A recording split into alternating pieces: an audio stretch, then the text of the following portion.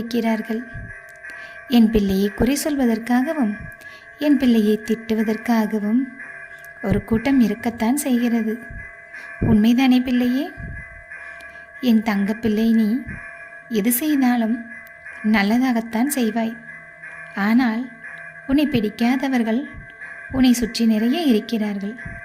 அவர்கள் நீ கஷ்டப்படுவதை பார்த்து ஆனந்தமாக வாழலாம் என்று ஒவ்வொரு நொடியும் நினைத்து கொண்டிருக்கிறார்கள். அதற்கு ஏற்றாற்போல் நீ வாழாமல் உன் வாழ்க்கையில் நீ முன்னேற வேண்டும். அதற்கு நீ விடாமுயற்சியுடன் போராட வேண்டும். ஒரு நொடி கூட மனதை நீ தளரவிடக்கூடாது. எப்பொழுதுமே உன் மனதில் கவலை இருந்தால் கூட உன் முகத்தில் புன்னகையுடன் நீ வலம் வர வேண்டும். அப்படி வலம் வந்தால் மட்டும்தான் உன்னால் வாழ்க்கையில் போராட முடியும். ஆனால் நீ அப்படி அல்ல.